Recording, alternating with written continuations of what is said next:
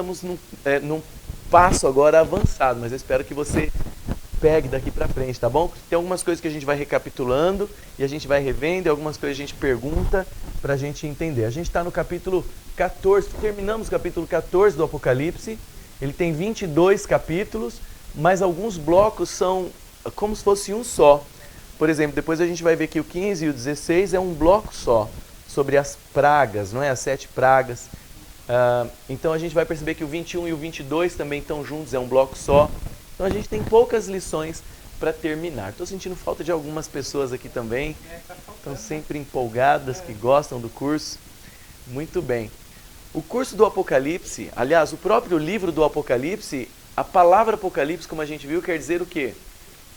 Revelação. Quer dizer, é um livro que traz revelações, não é um livro misterioso.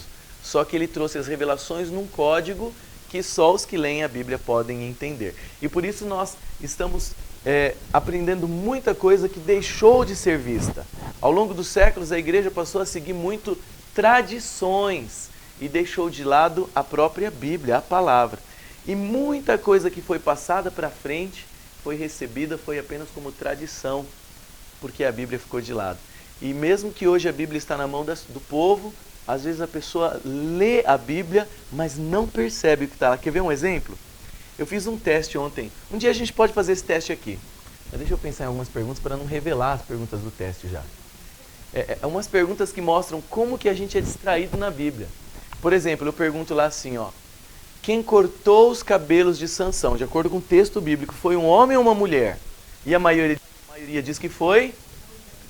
Mesmo que a gente leia lá, a gente está tão condicionado a imaginar a própria Dalila cortando o cabelo de Sansão, que a gente não percebe que foi um homem que cortou. A Bíblia diz que ele dormiu no colo dela, ela chamou um filisteu que estava lá escondido, e ele veio e cortou. Aí as pessoas falam, nunca vi. Né? E quantas vezes já leu? Então, às vezes a pessoa está tão condicionada a um pensamento que lê o texto e não percebe. Filmes, né? Um outro texto que eu pergunto lá também assim, ó. Elias subiu ao céu em que objeto? E todos nós respondemos numa carruagem. No texto diz que apareceu uma carruagem e separou os dois que estavam conversando. Mas depois o texto diz 2 vezes que ele subiu num redemoinho. 2 vezes. Não fala que ele subiu numa carruagem. Mas a gente está tão acostumado a ver no desenho e nos filmes e na história. Então, no mundo cristão acontece isso também. Nenhuma vez. Esses dias eu procurei o cavalo do que o Paulo caiu, não tem cavalo.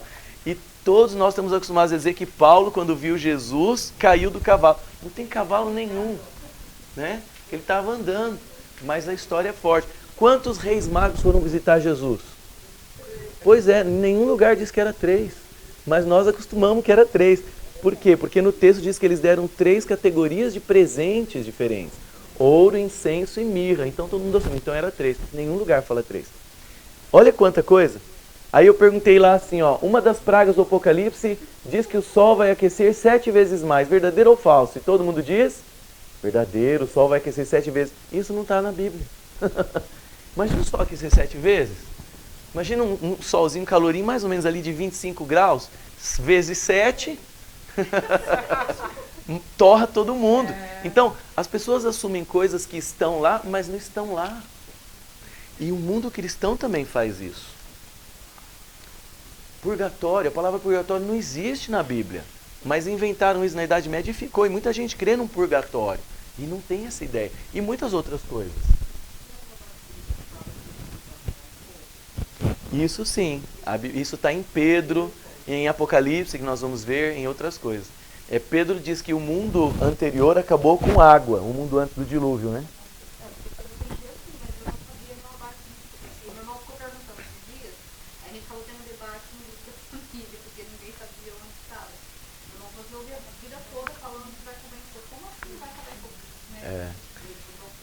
E nós vamos ver isso no finalzinho do Apocalipse, no capítulo 20, que nós vamos chegar logo lá. Ele mostra que o mundo vai acabar com fogo. Mas assim como Daniel não se queimou na fornalha, os amigos dele, o povo de Deus não vai se queimar também. Entendeu? Essa é a ideia. a gente vai descobrir que o fogo vem da própria glória de Deus, a própria presença de Deus. Ele é tão santo que a glória dele de luz parece fogo. E aí a gente vai ver em Êxodo que quando Deus apareceu no alto do Monte Sinai para dar a lei lá para Moisés, a Bíblia é bem clara em dizer que o monte fumegava, parecia uma fornalha. E o Moisés estava onde? Estava lá, entendeu? Era a glória de Deus brilhando de tão santo, santo, santo, santo, santo que Deus é. A glória dele parece um fogo. Não é fantástico isso? Então é essa glória de Deus que vai torrar o mundo no final. Tá? Moisés desceu com o rosto brilhando de estar na presença de Deus. Então tem muita coisa que as pessoas hoje ensinam e que não é bíblico. Tá? E uma das coisas principais que hoje a maioria do mundo cristão bebe e se embebeda, como a gente viu na descrição do Apocalipse, o vinho de Babilônia, é a ideia de uma alma imortal.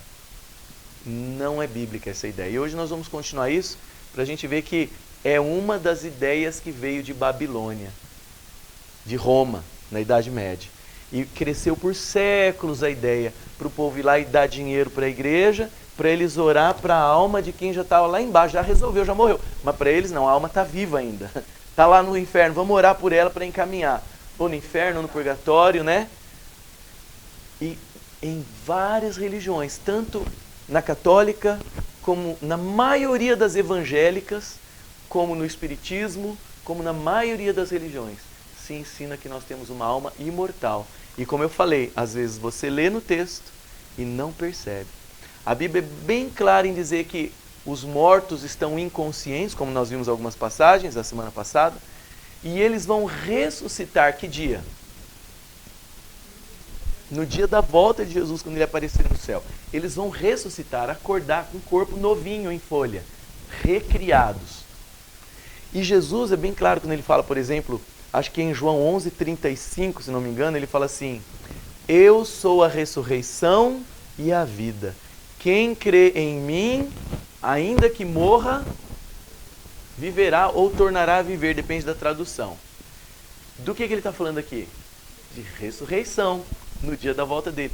E um dia eu fui num funeral, e a pessoa que falou antes de mim, ele pegou esse mesmo texto, é o que eu estou falando, a pessoa lê lá que o soldado cortou o cabelo do homem, mas fala assim, quem cortou? Ele vai falar, Dalila. Está tão condicionado que lê e não percebe. A pessoa que falou antes de mim, o religioso, falou assim, olha, de acordo com a Bíblia, o nosso irmão falecido não morreu. Porque está escrito, quem crê em mim, ainda que morra, viverá. Então ele está vivo. Está com Jesus agora olhando para nós. Mas o texto não está falando isso. Vocês entendem o que eu quero dizer? Quem crê em mim, ainda que morra, viverá. Mas quando? Quando Jesus voltar. Nós começamos a ver essa questão na semana passada e hoje nós vamos continuar. Eu queria pedir para o Renato colocar aquele da morte. Está no computador, Renato? Está salvo? E eu queria entregar um papel que eu entreguei a semana passada para alguns, com alguns textos para depois você poder ver em casa. Quem que não recebeu, eu trouxe mais alguns. Então aqui para você, vários versículos sobre a morte. Você quer um? Não? Você pode pegar aqui e entregar ali para quem não tem também, por favor? Vocês pegaram a semana passada? Esse primeiro aqui a gente viu que não entra, né, Renato? Pode passar. Aí vai passando os que a gente viu, por favor. Pode ir passando. Então aqui está o começo do que a gente viu. A ideia veio de Platão, veio de Satanás, que diz que nós... Qual foi a primeira vez que se pregou que nós temos uma alma imortal? A primeira vez na história que se pregou, a serpente. Deus falou assim, ó, no dia em que dela comeres, certamente morrerás.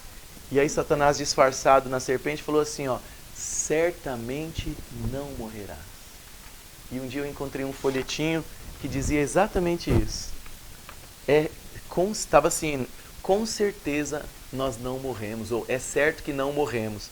Falei, gente, igualzinho que Satanás falou na serpente, certamente não morrerás. Estava lá, é certo que não morremos. Aí eu li o folhetinho, que o corpo é apenas uma casca, porque a alma é imortal. O corpo morre, mas a alma continua viva, porque nós somos imortais. E depende do que você escolhe hoje para a sua alma continuar vivendo, ou lá, ou lá. Isso é um ensino diabólico, gente. E infelizmente a maioria hoje crê assim. e nós queremos crer no que a Bíblia diz. Vamos lá? Então nós já vimos algumas passagens semana passada. A Bíblia diz que Jesus é o único que? Jesus é o único que possui imortalidade. Então quando o diabo falou, é certo que vocês não vão morrer, ele estava dizendo assim, ó, vocês já são igual a Deus. Vocês comerem desse fruto, vocês vão ficar mais ainda. Vocês são igual a Deus. Olha que pecado isso. Deus apenas é imortal, é eterno. Nós somos pó, nós somos mortais. Então essa doutrina já tenta nos igualar a Deus, é o que Satanás queria fazer com Adão e Eva, tá bom? Em outra passagem também fala ao Rei eterno, imortal, invisível. Olha que interessante como que é a nossa boca. E às vezes é difícil a gente conseguir equilibrar as coisas assim. A gente fala, uau, é uma pancada assim de uma vez de conceito. Os anjos são mortais ou imortais? Viu só como que é um conceito forte que a gente tem. Os anjos, Satanás, é mortal ou imortal? É mortal. Ele não pode ter vida eterna em si mesmo. Tanto é que tem uma passagem que Deus fala, eu te destruirei. Quando ele fala da queda dele, eu te destruirei, ele vai morrer. Quando Jesus veio, tem umas 2 ou 3 passagens que quando uma pessoa endemoniada, o demônio na pessoa vê Jesus e reconhece ele como o comandante do céu que veio, tem 2 ou 3 passagens, no mínimo 2, em que os anjos falam assim, ó, viestes destruir-nos antes do tempo? Quer dizer, já chegou a hora, a gente já vai morrer, né? Então eles sabem que eles são mortais. Bem que eles queriam ser imortais, tá bom? E veja, se nós fôssemos imortais, faria qualquer sentido Deus tirar a árvore da vida de Adão e Eva quando eles pecaram? Logo no começo do Gênesis, Deus fala assim, olha, o homem pecou. Não precisava de um salvador, né? Deus fala assim, ó, o homem pecou. Agora, para que eles não vivam eternamente pecando, né? A pessoa a gente viver eternamente pecando e sofrendo, o pecado nos traz tristeza. Para que eles não vivam eternamente, vamos tirá-los da árvore, tirar a árvore da vida deles, para que eles não comam e fiquem comendo e vivendo sempre. Se a gente fosse imortal, não ia fazer sentido nenhum essa frase. Tira a árvore da vida porque a gente continua vivendo. E no céu, no final do Apocalipse, quando a gente chegar lá, Apocalipse 21 ou 22, um dos 2 últimos capítulos, diz que lá nós vamos voltar a comer dessa árvore, a árvore da vida. O fruto dela, ele é produzido a cada mês, olha que interessante. E esse fruto nos dá a propriedade de continuar vivendo. Porque a gente não vai ser alma desencarnada no céu. De acordo com a Bíblia, no céu a gente vai ser o quê? Carne e osso, ressuscitado e imortal. Por que imortal? Porque Deus vai estar concedendo vida para a gente pela eternidade. E a árvore produz, o fruto deve ter todas as características que a gente precisa para as células continuar sempre novas e jovens. Pensa nisso. Você prefere viver como uma alma desencarnada?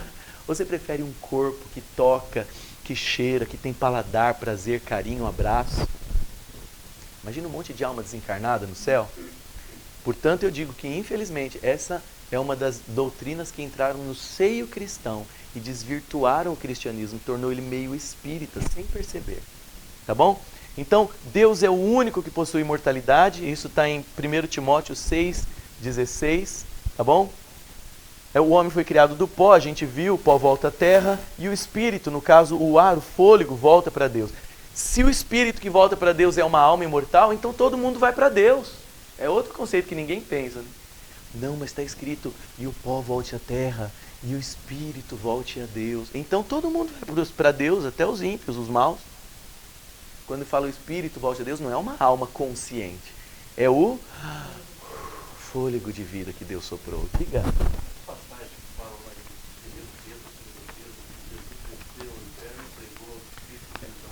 Essa é uma passagem bem interessante, está em 1 Pedro capítulo 3, verso 18, por aí.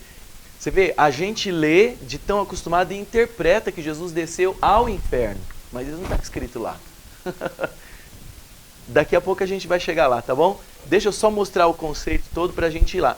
Esse estudo de hoje, gente, é muito importante para a gente entender uma das doutrinas de Babilônia, que a Bíblia fala no Apocalipse 14, que Babilônia embebedou todos os reis da terra com a sua doutrina. E Babilônia quer dizer confusão, não é? Alicia me lembrou ali a gente conversando, Babilônia quer dizer confusão. Por que Babilônia quer dizer confusão? Lembram da torre de... Eles queriam fazer uma torre para chegarem até o céu, um absurdo a ideia deles, né? E Deus destruiu a torre e confundiu as línguas deles. E aí virou uma confusão. Então Deus chama essa confusão religiosa, desde a Idade Média até o final, essa confusão religiosa de doutrinas e tudo, de Babilônia. É uma menção a essa bagunça que aconteceu no passado. E graças a Ele preservou a Bíblia até hoje para nós, gente. Eu fiz uma matéria no doutorado chamada Transmissão Bíblica. Que fantástico! Nós temos os mesmos textos da Bíblia que a gente lê hoje, eles são desenterrados, encontrados. Sempre que vão cavar um negócio para fazer uma estrada nova, lá para os lados, lá na Palestina, na Itália, no Egito, pum, bate a pá num monastério antigo, numa sinagoguinha. Fantástico. Tem que parar a construção. Opa, aí vão ver, é um mosteiro, ou uma igrejinha, ou alguma coisa, e tem cópia da Bíblia. Do 1º, 2º, 3º século. E aí vai comparar com o texto que a gente tem? É o mesmo. Não é fantástico isso? Deus preservou o texto para a gente saber a verdade. A gente não deve seguir tradições se elas vão contra a verdade. E tem muita contrafação por aí. Esses dias eu estava conversando com o meu barbeiro, e bem na hora que estava passando a gilete bem aqui no meu pescoço, assim, eu não pude falar muito, né? Que estava bem aqui a navalha. Aí ele falou assim, ó, como é bom, não é? Porque o Espírito revela lá, tudo que a gente precisa é o que o Espírito revela lá na igreja. Eu falei, é verdade, mas tem que ver se é o Espírito mesmo, sempre, todas as vezes, né? Ele, não, mas aí Deus confirma. Eu falei, sim, mas a base tem que ser a Bíblia, é a base. Ele falou, não, a base é o Espírito, o que ele fala é a base. Eu falei, mas e se o Espírito, entre aspas, disser lá na igreja que é para você casar com outro homem? Aí, não, isso aí está errado. Eu falei, mas como sabe que está errado? A base é a Bíblia. Ele, não, mas isso aí todo mundo sabe que é errado. Eu falei, mas como sabe que está errado? Pela Bíblia.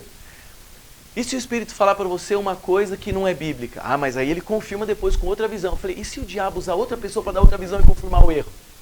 A base, gente, é a Bíblia.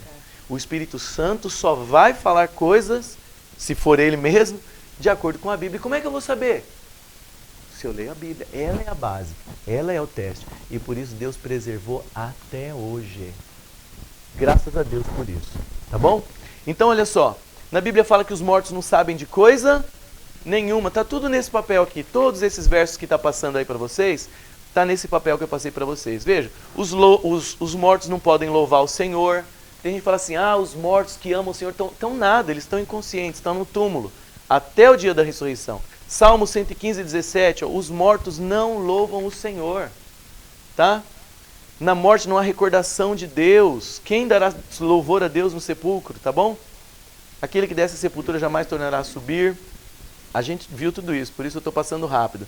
A Bíblia diz que a morte é um sono. Quando Lázaro morreu, Jesus falou, vamos visitar o nosso amigo Lázaro, que ele adormeceu, mas eu vou despertá-lo. Olha que bonito isso. Ele chegou lá e estava morto há 4 dias. A irmã do morto falou assim, Senhor, não manda remover a pedra não, já está cheirando mal, né? E Jesus mandou retirar a pedra, ele já estava em putrefação, já começando. E Jesus entre aspas, acordou. Nesse acordar, ele recriou a pessoa. Novinha a pele, igual bebê. Ele recriou a pessoa e trouxe de volta a sua consciência, sua memória.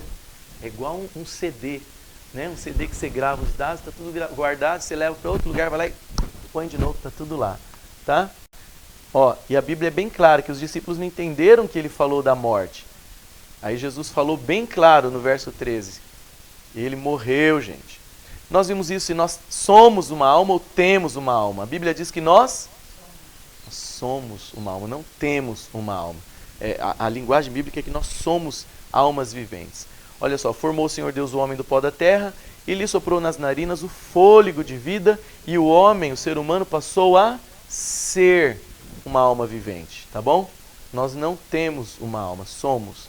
E o engano veio dali, como a gente viu. Certamente não morrerás. Essa mentira da serpente ainda é ensinada na maioria das igrejas hoje. Esse é um texto forte que a gente viu, o Renato leu para a gente um trecho, que fala que o que acontece com a gente acontece também com os animais. Como morre um, morre o outro. Todos vão para o mesmo lugar. Todo mundo é pó e ao pó tornarão. A nossa diferença é que a gente tem uma consciência, a gente raciocina, porque a gente é a imagem de Deus. Tá bom? Aí aqui uma curiosidade, também semana passada, no texto bíblico que fala do homem, quando fala que ele se tornou uma alma vivente, esse é o texto original em hebraico, né? Diz que ele se tornou um nefesh hayah, é uma alma vivente, tá? Um ser vivente. Só que isso é aplicado aos animais também, ó. Gênesis 1, 24, quem pode ver na sua Bíblia aí, por favor? Está falando dos animais, mas a maioria dos tradutores fala, gente, eu não vou colocar que o animal é uma alma vivente. Por quê? Porque o tradutor crê como a maioria crê. Não é possível que o animal é uma alma vivente. A alma é só os humanos. Mas o termo em hebraico é o mesmo para os animais. O termo quer dizer um ser vivente. Nefesh hayah. Gênesis 1, 24, como é que está lá? Quem quiser ler. Disse também Deus, produz a terra seres viventes, Aí. conforme a sua espécie, animais domésticos, répteis e animais selváticos. Viu? A parte que está ali, a parte que fala produz a terra seres viventes, é a mesma palavra que fala e o homem se tornou um nefesh hayah, um ser, uma alma vivente. E é o mesmo termo usado para os animais, tá bom? E isso aparece também com relação aos animais no verso 30. Fala também dos animais como nefesh hayah, seres viventes. Então, nós somos constituídos igual aos animais. É pó da terra, mais fôlego de vida. Graças a Deus que a nossa diferença é que a gente raciocina, a gente tem a capacidade de pensar, de se programar, não é? De ter um caráter. A gente é a imagem de Deus, tá bom? E a Bíblia é bem clara em dizer assim, ó, a alma que pecar, essa morrerá. Não tem ideia de alma imortal na Bíblia, tá bom? A Bíblia é bem clara. O que é o homem mortal para que dele te lembres? E o filho do homem para que o visites? Salmo 8,4. Qual é a solução para a morte então? É a ressurreição de Jesus. Olha só, isso aqui está em João 5, 28 e 29, tá? Olha o que Jesus fala. Não vos admireis mais com tudo isso. Porque para ele isso não é tão difícil para Deus, né? Vem a hora. É num dia, junto, igual, todo mundo. Vem a hora em que todos os que jazem nos túmulos ouvirão a sua voz e sairão. Os que tiverem feito o bem para a desencarnação da vida. É isso que diz aqui? Os que tiverem feito o bem para a ressurreição, corpo. E os que tiverem praticado o mal para a ressurreição do juízo. Nós esperamos muito a volta de Jesus. Olha só o que a Bíblia diz. Em Tessalonicenses 4,16. Porquanto o Senhor mesmo, dada a sua palavra de ordem, quando ele falar assim, ó, é agora, vamos voltar. É o que a Bíblia diz. Quando ele der a palavra de ordem, eles vão vir, todos os anjos e Jesus, né? Dada a sua palavra de ordem, ouvida a voz do arcanjo e ressoada a trombeta de Deus, o Senhor mesmo, ele diz, descerá dos céus. Já pensou? E nesse dia, quando ele descer dos céus, os mortos em Cristo, não é desencarnarão primeiro, é ressuscitarão. E veja, essa doutrina é tão perniciosa da alma imortal, que quem crê na alma imortal não tem tanta urgência para a volta de Jesus. Porque eu vou para o céu assim que eu morrer, né? Ele não precisa voltar. Né? Eu tenho 2 amigos que antes eles pensavam assim, eu perguntei para eles, e como é que vocês encaixavam isso?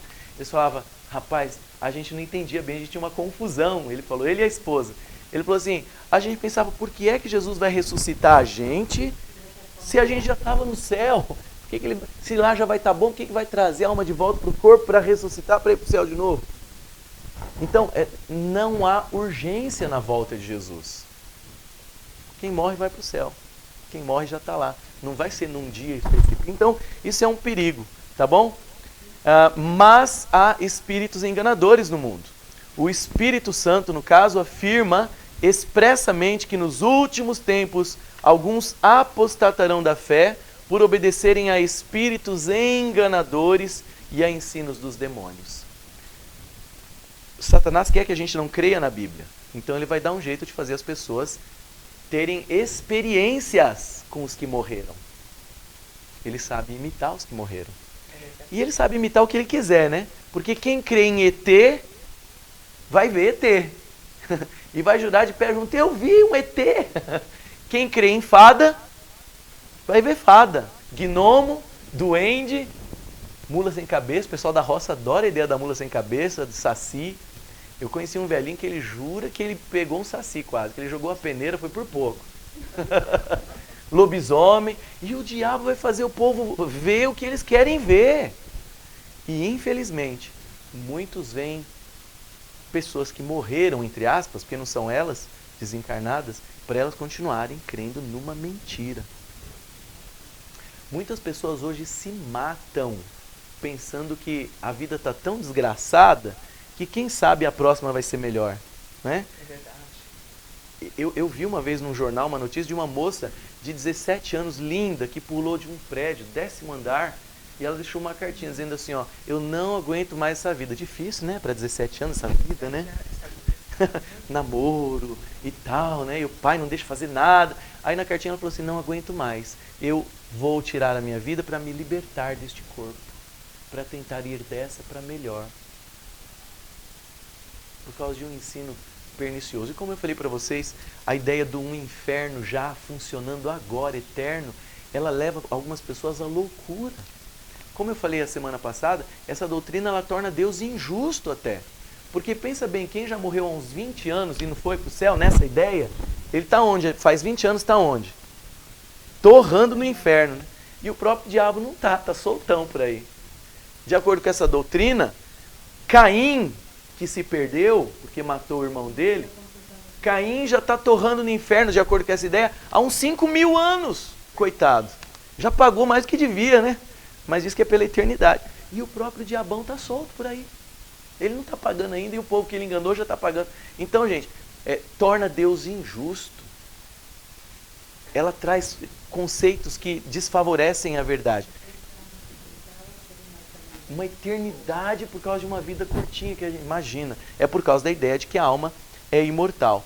A Bíblia diz em Coríntios, a tela aqui não está ajudando a ver o texto, 1 Coríntios 15, é na volta de Jesus. Lá diz assim, ó, num momento, num abrir e fechar de olhos, ao ressoar da última trombeta, que a gente leu lá em Tessalonicenses, que ele fala da trombeta de Deus, ela vai tocar, a trombeta soará e os mortos desencarnarão, ressuscitarão incorruptíveis, e nós, os que estivermos vivos na volta de Jesus, seremos transformados, uma carne novinha em folha para ir para o céu. Não é uma alma fora de corpo. Isso veio do paganismo. Isso veio de Platão, a ideia de uma consciência sua que vive fora do corpo. Tá? E hoje tem muitos hipnotistas e médiums e pessoas que fazem a pessoa dizer que saiu do corpo e viu, e viajou. Satanás também sabe dar visões, viu? Satanás sabe dar visões para a pessoa ficar bem enganadinha. Como nós vimos lá, doutrinas de demônios. Não é 11:35, é 11:25, eu tinha falado errado. Jesus fala, eu sou a ressurreição e a vida. Quem crê em mim, ainda que morra, viverá. E nós vimos aqui alguns textos que é na volta dele, o dia da ressurreição. Não é morreu, viveu. Jesus falou, quem crê em mim, ainda que morra, viverá. Então o irmão morreu, mas já está vivo. Aí é o que a serpente falou. Certamente não morrerás. A alma é imortal. Tá bom? Pode falar.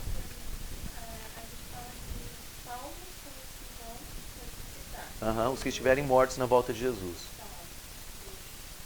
Ali ele fala assim que há duas ressurreições, né? A ressurreição da vida, que são os que tiverem amado a Deus, estado do lado do bem, vão ressuscitar para a vida eterna. E os que tiverem praticado mal vão ressuscitar também, para poder ver a besteira que fizeram, para poder ver o juízo e aí para morrer. Vai para o fogo, mas vai ser... Quem estiver vivo vai ser transformado para ter um corpo especial para ir para o céu. Tá bom? O que deu aqui, Renato? Tá bom. O Renato é um técnico de primeira aí, ó. Né? Nessa folha, enquanto ele arruma, eu quero mostrar uma coisa para vocês. Nessa folha aqui, na primeira parte, o que a Bíblia ensina sobre a morte, estão lá em forma de perguntas ou um conceito lá, e os versículos. Atrás, no finalzinho, eu coloquei lá, ó, é por esse motivo que tentar consultar os mortos é tão abominável para Deus? Porque a pessoa está consultando espíritos enganadores. Quem ora para alguém que já morreu, está orando para algum espírito enganador, ou para nada, né? Para o nada. Porque se a pessoa morreu, ela está inconsciente, né? Ela não está sabendo de nada. E lá no último quadradinho eu coloquei o que a Bíblia ensina sobre a feitiçaria, bruxaria, adivinhação e consulta aos mortos. É grave. Para Deus a consulta aos mortos é gravíssima, porque se ele está dizendo que o morto está inconsciente e tem alguém lá dizendo que é o morto que voltou, então é o próprio diabo, um anjo mau.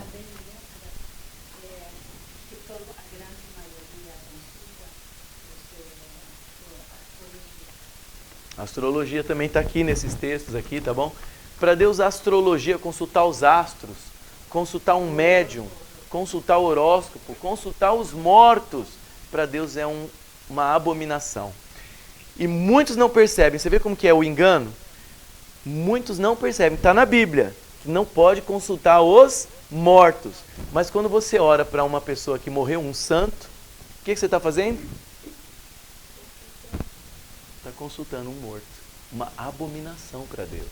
Não, mas ele está no céu. Quem falou que o santo está no céu? Você vê? Se a morte é até a volta de Jesus, quem falou que tem santo no céu? Então, é interessante isso. Eu quero mostrar para vocês que Paulo, muitos oram para Paulo, né? O apóstolo São Paulo, mas ele tinha consciência plena de que ele ia ficar morto no túmulo até Jesus voltar. Então, quem ora para Paulo não está falando com ele, não. Ele sabe que ele está morto. Quer ver uma passagem? Abre a sua Bíblia, por favor. Em 2 Timóteo, onde o apóstolo Paulo fala, eu sei que eu vou morrer. Ele sabia que ele ia morrer. A epístola de 2 Timóteo é a última epístola de Paulo. Depois, na Bíblia, aparecem outras dele, né? Mas na ordem cronológica, 2 Timóteo é a última carta de Paulo. E ele morreu, provavelmente, semanas depois dessa carta, alguns acreditam. 2 Timóteo capítulo 4, no finalzinho. 2 Timóteo 4, 6. Eu quero que vocês percebam junto comigo que ele tinha plena consciência de que ele ia morrer. E ele morreu na época de Nero. Sabe como que ele morreu? Guilhotinado. Porque ele era cidadão romano também. Então ele tinha o privilégio de morrer na guilhotina. É o que eles pensavam. Em vez de morrer com muita tortura e tal. Não, ele é cidadão romano. É um golpe só. Tchum! Cortou a cabeça de Paulo. Já pensou? E ele sabia que isso ia acontecer.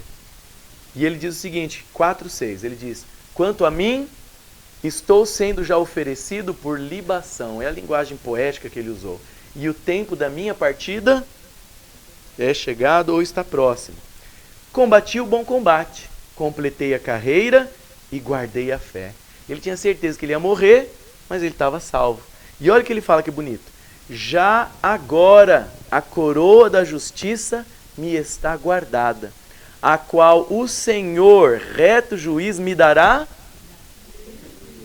Você vê? Ele não fala assim, o Senhor vai me dar assim que eu morrer. Não, é uma coroa. Se eu puser a coroa em cima da alma, a coroa cai no chão. É uma cabeça de carne e osso. É ressurreição. Esse é o ensino bíblico. Ele fala, a coroa da justiça já me está guardada, a qual o Senhor, reto juiz, me dará naquele dia. E ele dá a dica de quando é. Ó. E não somente a mim, mas também a todos quantos amam a sua vinda. É aí que ele vai receber a coroa, e é aí que todos vão receber. É na vinda de Jesus, quando tocar a trombeta. Então ele sabia disso. Eu sei que eu vou morrer, vou estar inconsciente, não vai saber que o tempo passa, está inconsciente, né? Apagou. E naquele dia o Senhor vai me dar a coroa. E não somente a mim, mas para todos que amam aquele dia. A sua vinda. Quem ora para Paulo, então, não está falando com Paulo. Ele não está escutando nada.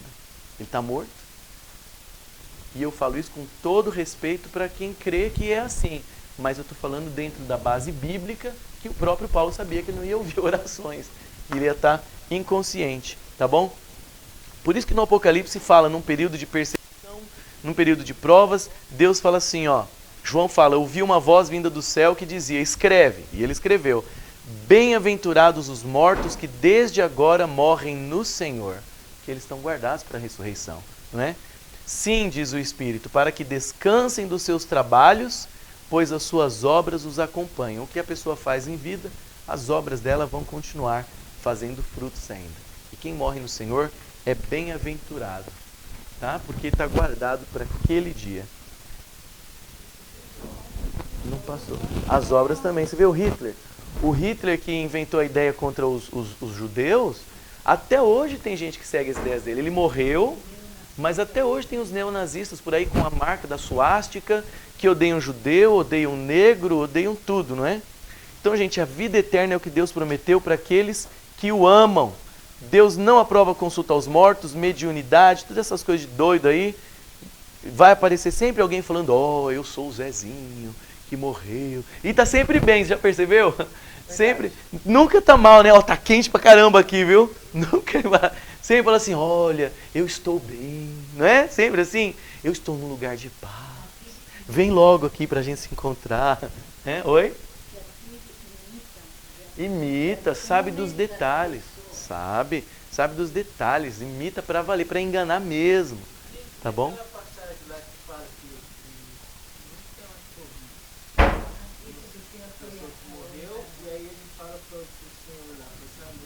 É o rico e Lázaro. Eu quero falar dessa passagem e da descida para o inferno. A gente vai falar daqui a pouquinho, tá bom? Nós vamos lá. Essa passagem aí é uma parábola e muitas pessoas se baseiam numa parábola, mas a gente vai ver que tem um problema. Olha o que Deus fala sobre a consulta aos mortos, porque ele sabe que é um absurdo, o morto não sabe, né? Deuteronômio 18, 10 e 11. Não se achará entre ti, quer dizer que não se ache, né? Não se achará entre ti quem faça passar pelo fogo seu filho ou sua filha. Tinha isso no templo, viu? Eles tinham muitos filhos e às vezes eles falavam, esse aqui vai ser para sacrificar. Que horror, né? Passava para algum deus, algum ídolo. Mas Deus fala, entre vocês não, hein? Já pensou? Não se achará entre ti quem faça passar pelo fogo seu filho ou a sua filha, nem adivinhador, nem prognosticador, nem agoureiro, nem feiticeiro, nem encantador, nem necromante, que é quem consulta os mortos, nem mágico, e aqui é outro termo igual também, nem quem consulte os mortos, pois todo aquele que faz tal coisa é o quê? É abominação ao Senhor, porque está mexendo com coisa das trevas mesmo, coisa do mal aí. Então quem que a gente tem que consultar? Ele mesmo fala em Isaías 8,19. Quando vos disserem, consultai os necromantes e os adivinhos que chilreiam, sei lá como é que fala, e murmuram, quer dizer, ficar aquele negócio assim, né? Coisa de doido isso. Fala assim, ó, acaso não consultará um povo ao seu Deus? A favor dos vivos se consultarão mortos? Deus fala que absurdo, faça isso, tá bom? Não siga esse povo. E aí ele fala que os que enganam o povo, essas coisas aí, ele fala que são falsos apóstolos, obreiros o quê? Fraudulentos, transformando-se em apóstolos de Cristo. E não é de admirar, porque o próprio Satanás se transforma em anjo de luz. Não é muito, pois, que os seus próprios ministros se transformem em ministros de justiça, mas o fim deles será conforme as suas obras. E isso é bem sério.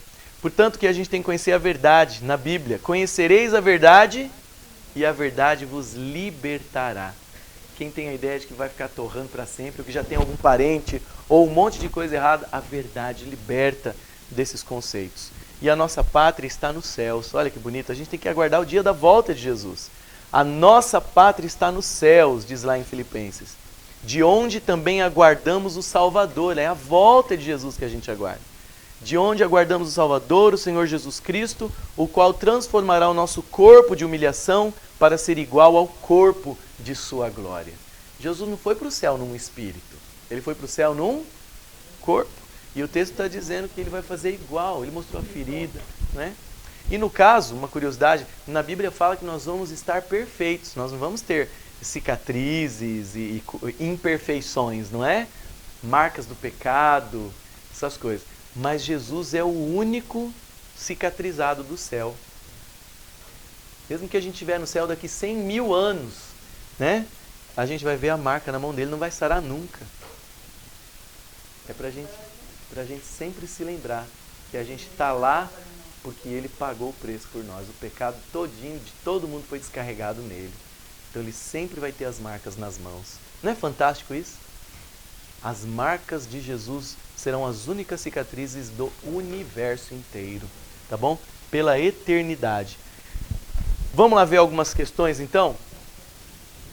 Opa, obrigado. Deixa eu tomar uma água.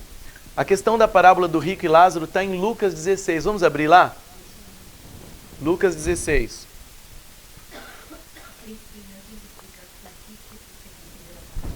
Uhum. Esse é um dos ensinos, por isso que a gente... É o segundo dia que a gente está falando desse, porque esse é forte, hein? Esse a gente tem que entender mesmo.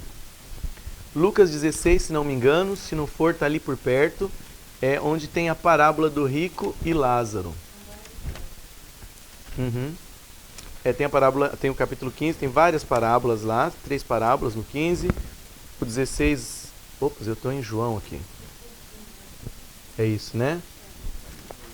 Lucas 16, 19.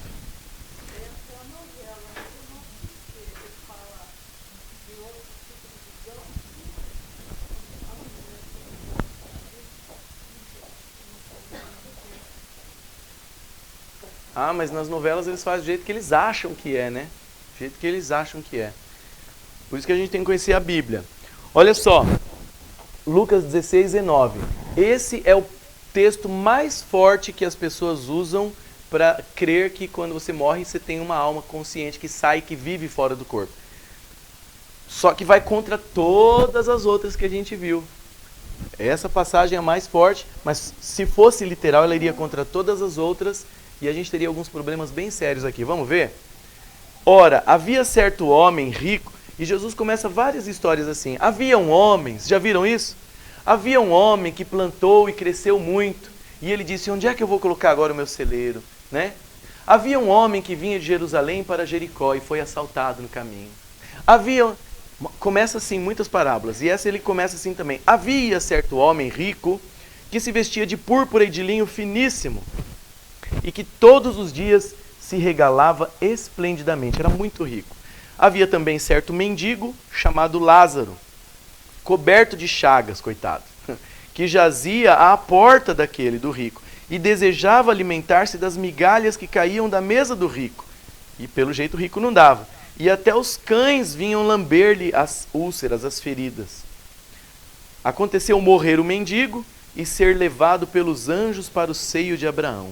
Morreu também o rico e foi sepultado. No inferno, e a palavra original é Hades, tá bom? É um dos termos que traduzem como inferno. Estando em tormentos, levantou os olhos e viu ao longe a Abraão e Lázaro no seu seio. Então, clamando, disse, lá do inferno, ele clamou para quem estava no céu. Pai Abraão, tem misericórdia de mim e manda Lázaro que molhe em água a ponta do dedo e me refresque a língua, porque estou atormentado nesta chama. Disse, porém, Abraão, filho, lembra-te de que recebeste os teus bens em tua vida, e Lázaro igualmente os males. Agora, porém, aqui ele está consolado, tu em tormentos. E além de tudo, olha a lição aqui, a moral da história, está posto um grande abismo entre nós e vós, de sorte que os que querem passar daqui para vós não podem, e nem os de lá passar para nós. Então replicou, pai, falando para Abraão, porque os judeus são descendentes de Abraão, eu te imploro que o mandes para minha casa paterna, porque tenho 5 irmãos, para que lhes dê testemunho, a fim de que não venham também parar neste lugar de tormento. Outra moral da história, respondeu Abraão, eles têm Moisés e os profetas. Eles que ouçam. Aonde que está Moisés e os profetas? Aqui, não é?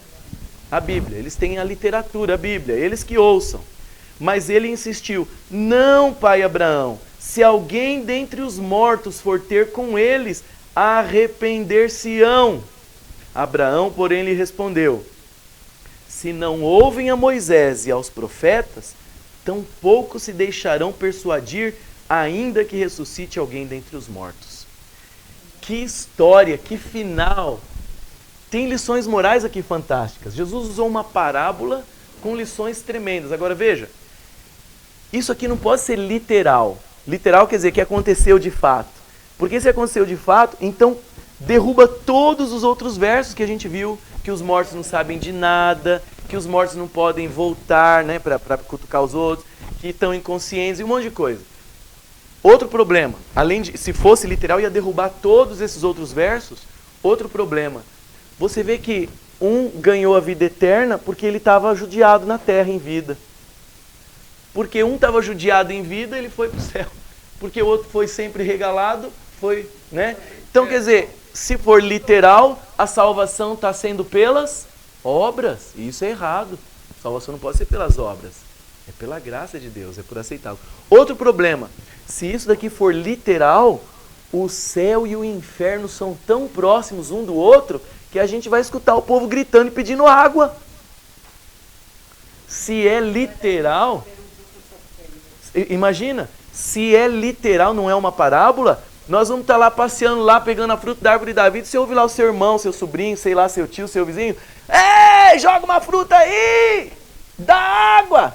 Se isso aqui não é uma parábola, se é literal, o céu e o inferno são próximos um do outro. Outra, almas desencarnadas têm dedo e língua. Aqui ele pede para o Lázaro molhar o dedo com água e pingar na língua dele a água. Você vê, espíritos encarnados com língua, com dedo e tal. Então tem muitos problemas essa parábola. O que Jesus quer mostrar principalmente aqui é o seguinte: há um abismo. Para quem vai para o céu ou para quem vai se perder, depois da morte, já era. Não tem como mudar. Vamos orar pela alma do... Já era. É um abismo, não tem como passar. Mas o principal é a conclusão da história. É a conclusão. Ele fala assim, ó, se você ressuscitar o meu irmão, ou se você me ressuscitar, para eu ir falar para o meu irmão, se ele vê um morto ressuscitado, ele vai crer. E Jesus falou assim, o pai Abraão, se eles não ouvem, né, Moisés, que é os 5 primeiros livros, e os profetas, ainda que um morto ressuscite, se eles não ouvem a Bíblia, eles não vão crer, o coração está duro. E como era o nome daquele homem que Jesus ressuscitou depois de 4 dias mesmo? Olha que interessante. Essa parábola de Jesus era quase uma profecia. Ele contou essa parábola, ele não deu o nome do rico, mas ele deu o nome do ressuscitado, do pobre que pediram para ressuscitar, Lázaro. Porque ele sabia que perto do final da missão terrestre dele, ele ia ressuscitar um homem chamado Lázaro. E que ninguém ia crer, mesmo que o Lázaro ressuscitasse, depois de 4 dias ninguém ia crer. Iam tentar matar o Lázaro de novo, porque estava todo mundo crendo em Jesus por causa do Lázaro. Quer ver isso? Que queriam matar o Lázaro?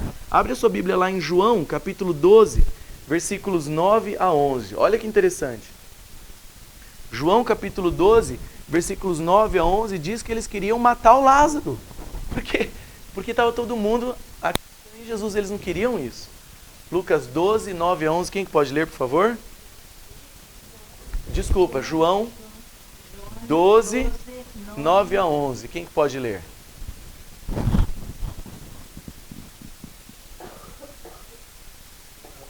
Pode ler. O grande número dos judeus chegou a saber que ele estava ali e se afluíram, não só por causa de Jesus, mas para verem a Lázaro, a quem ele ressuscitara dentre os mortos. Muita gente estava indo para ver o Lázaro.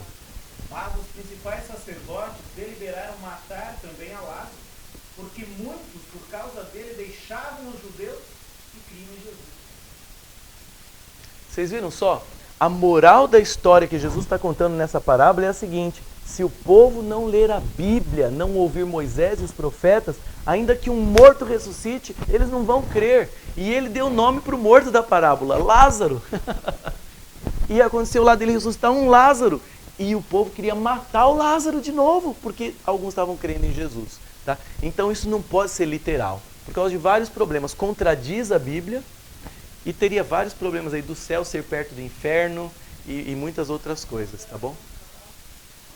E o Abraão ia ter que ter um seio fenomenal, né? Porque todos os mortos iam para o seio de Abraão.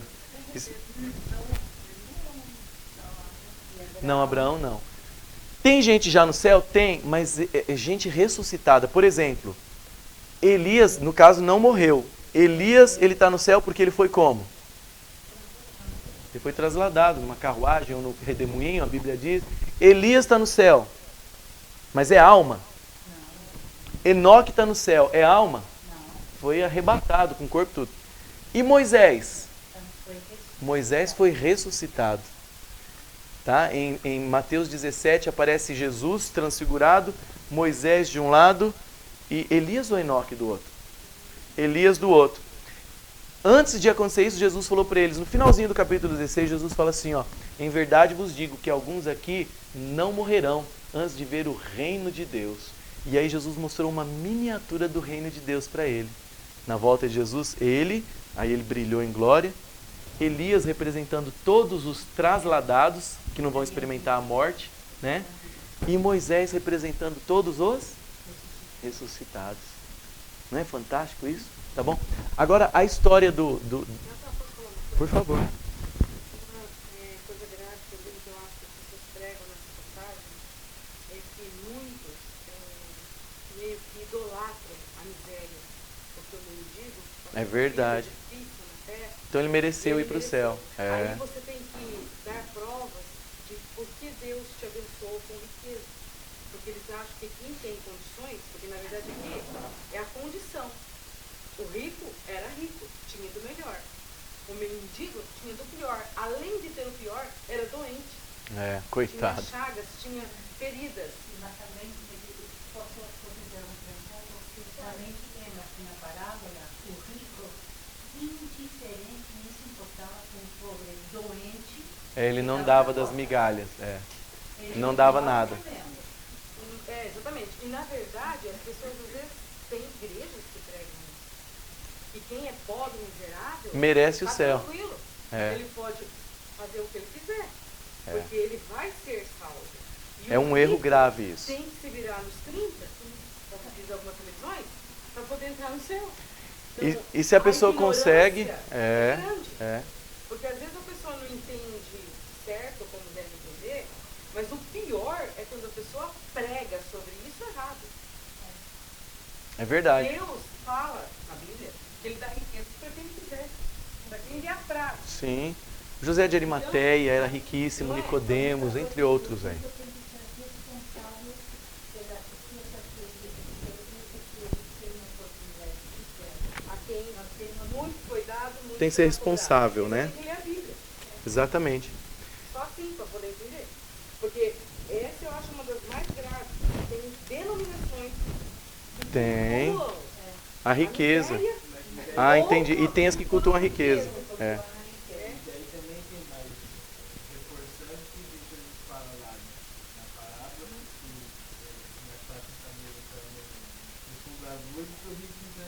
Se o sujeito for pregar aqui erroneamente, ele vai pegar esse versículo. Aí você fica ouvindo e fala, Senhor, o que eu estou fazendo aqui? Vou para minha casa. Aí numa das passagens os discípulos estranham, aí Jesus fala, é difícil para os que confiam nas riquezas entrar no céu. Jesus explica isso. Confiam nas porque, riquezas. na verdade, é uma qualidade. Isso aqui é uma condição. Às vezes a pessoa prega na condição. Se o cara é pobre, ele pode ir para o céu. O mendigo pode. Agora, se ele for rico, ele pode ir para o inferno. Isso não tem nada a ver. É o caráter, estar com Deus. Essa palavra é bastante frutífera. A gente tem que ler a Bíblia. Exatamente. É uma parábola.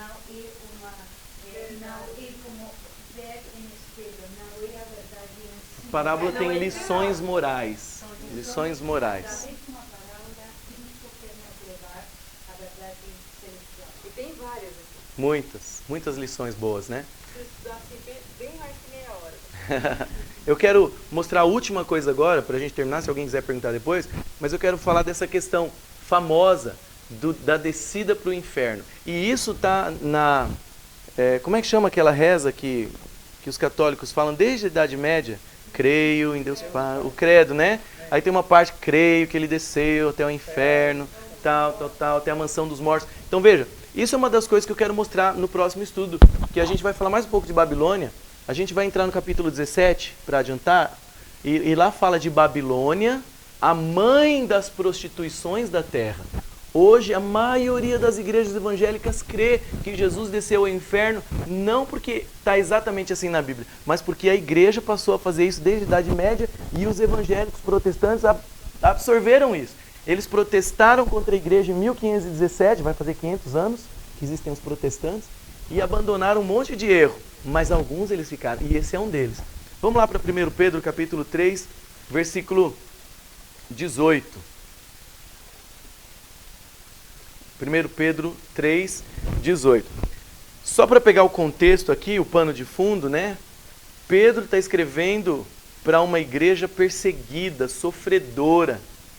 E eles estavam sofrendo muito por serem cristãos. Então Pedro está falando, Cristo também sofreu, aguenta aí, né? Esse é o contexto, uma igreja sofredora. 1 Pedro 3, olha só, por exemplo, o versículo 17. Vamos pegar mais um antes para ver, ó, 17.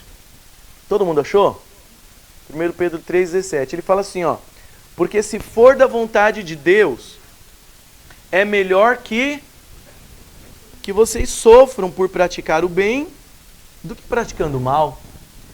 Pois também Cristo morreu uma única vez pelos pecados, o justo pelos injustos, para conduzir-vos a Deus. E aí vem a questão, no final do verso 18. Morto sim na carne, mas vivificado no Espírito, no qual também foi e pregou aos espíritos em prisão. Você vê que aqui não fala que ele desceu, né?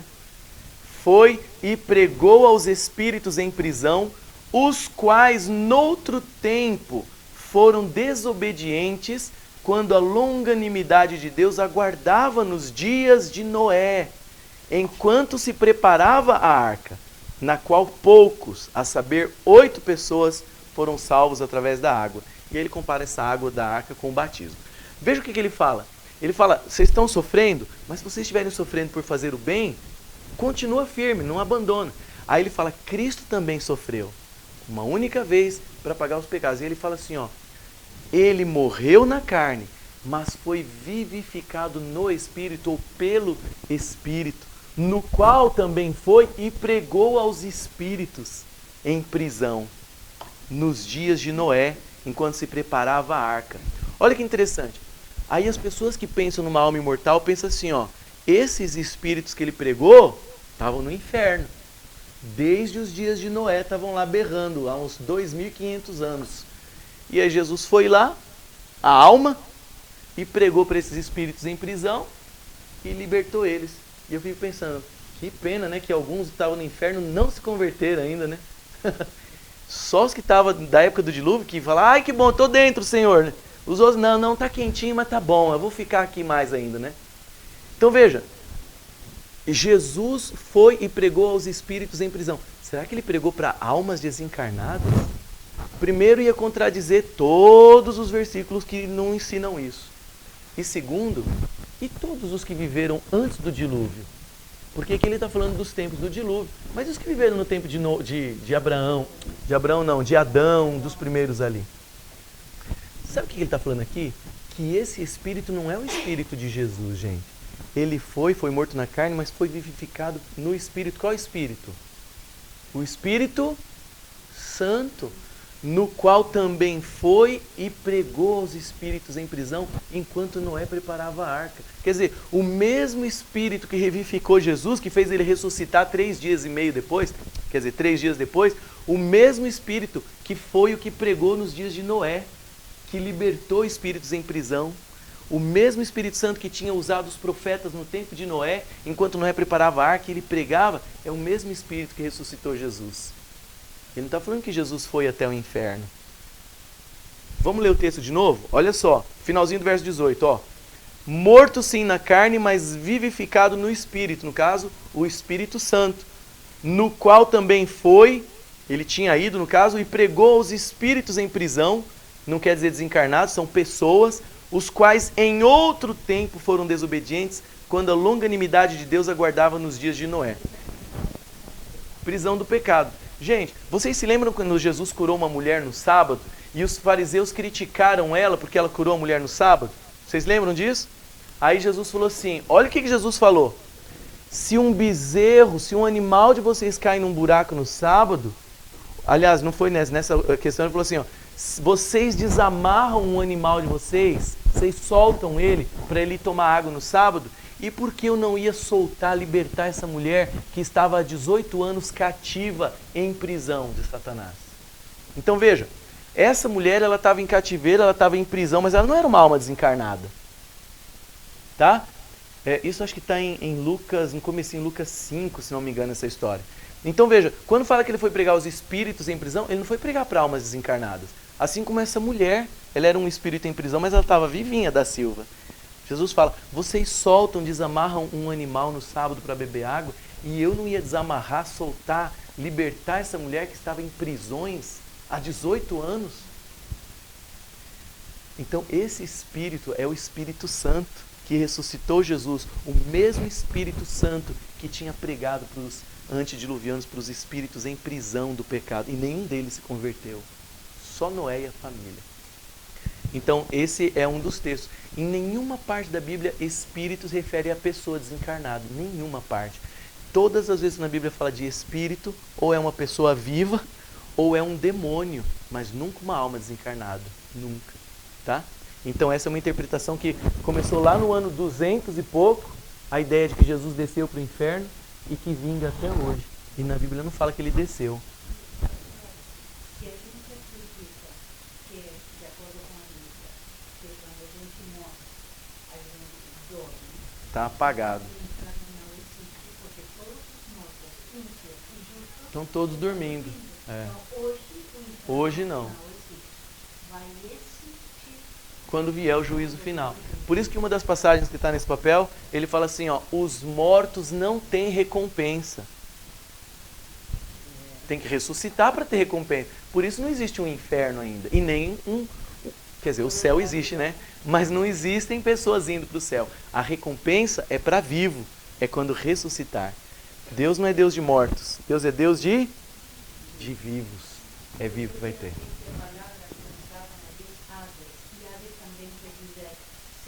Sepultura, exatamente. É a palavra que no grego se usa para Sheol do hebraico, para sepultura. Pode perguntar.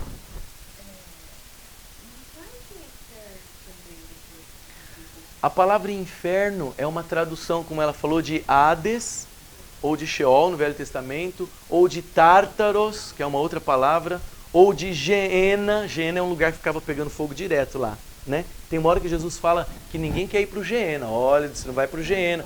E todo mundo traduz como inferno, que vem do latim infernum. Mas essa palavra não tem na Bíblia. Jesus usa Geena, Hades e Tártaros. Tinha um lixão, a Geena, que queimava o dia inteiro. Eles jogavam lixo, cadáver lá. E Jesus fala, olha, você não vai para o Geena, hein? O negócio pegando fogo. Mas isso é depois. A Bíblia fala do lago de fogo no final.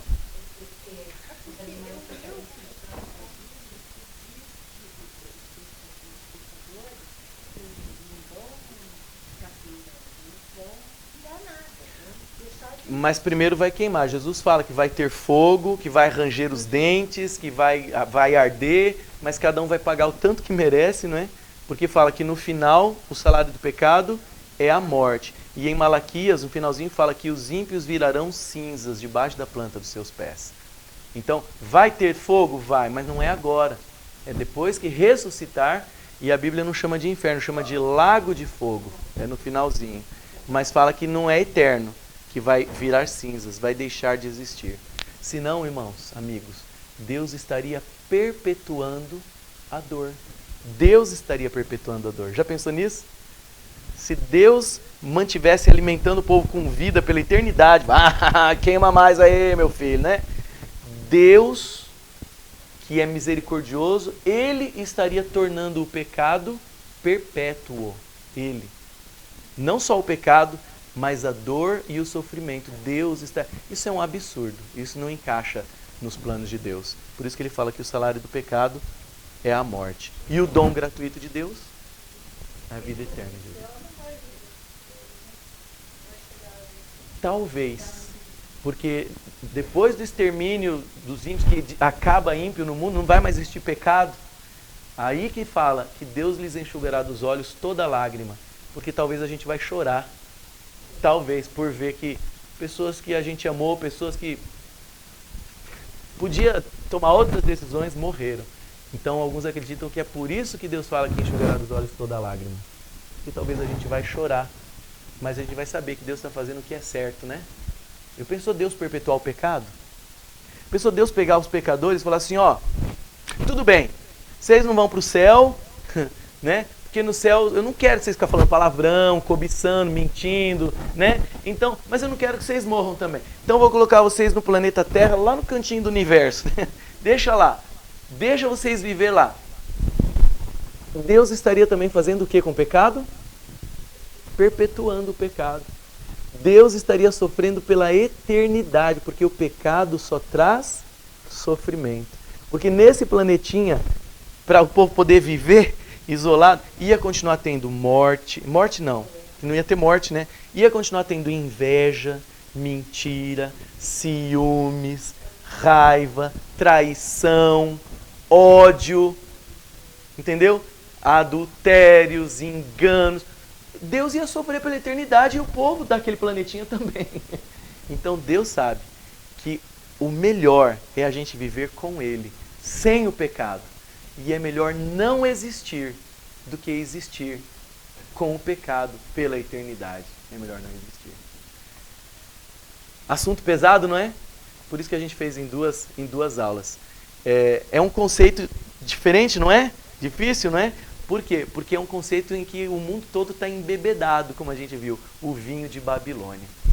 Faz tempo, faz séculos. Mas em nome de Jesus é hora da gente buscar a verdade da Bíblia, tá bom?